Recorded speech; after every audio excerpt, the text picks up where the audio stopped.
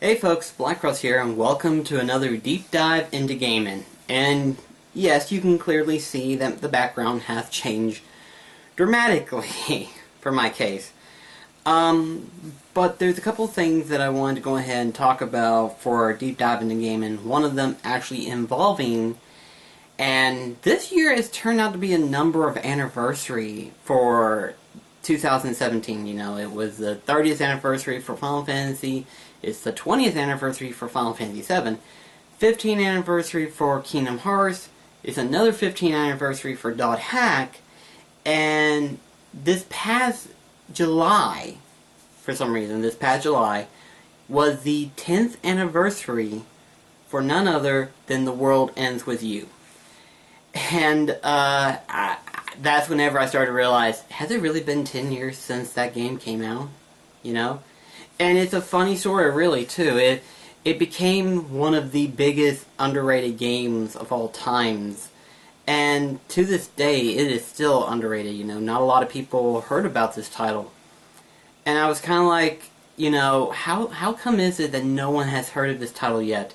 It is so freaking good. I cannot stress enough as to how good The World Ends With You is. It's probably one of the best DS titles that has ever came out on the DS itself.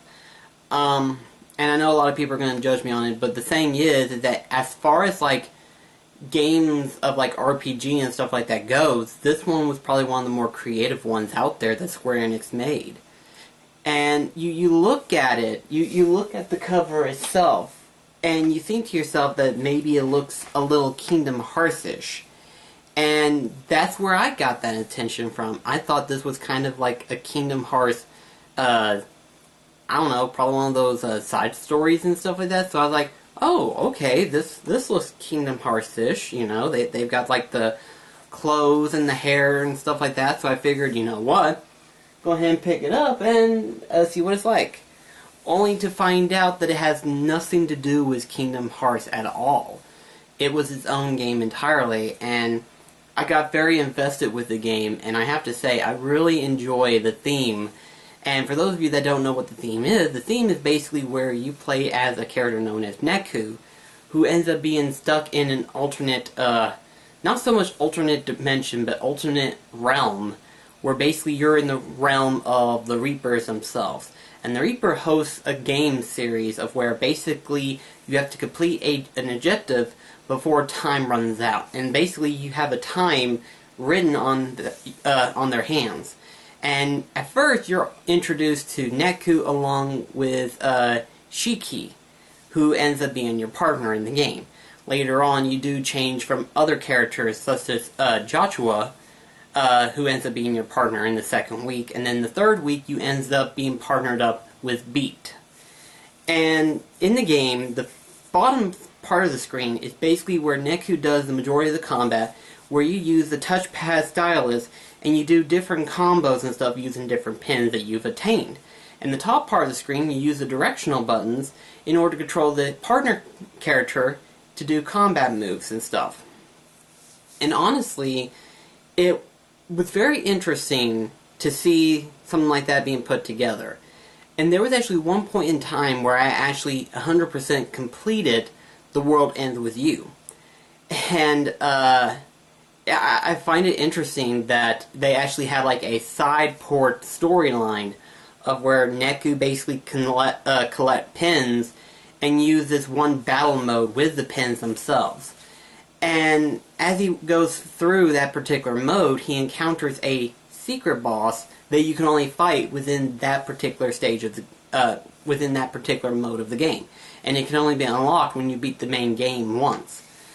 And whenever I first beaten it the first time, I never went through that mode because I thought to myself there was no big deal about it. But then whenever I went back again and tried to complete it, I actually decided, you know what, let's try this one little mode and see what it's like. And to find out that it was its own story, I was like, huh, interesting. That's interesting. I like it. And the secret boss itself, that secret boss was actually pretty tough. I'm not going to deny it on that one. That was probably a tough boss on its own.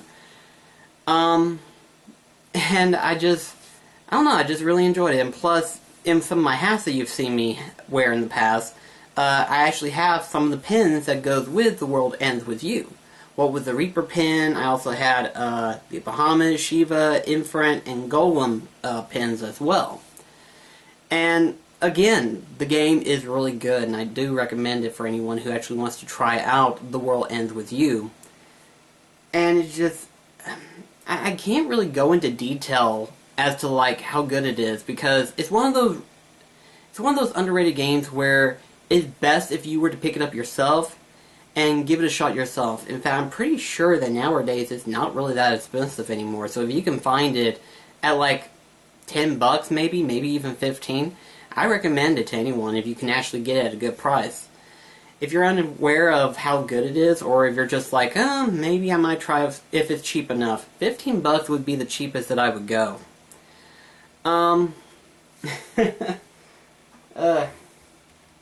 It's just,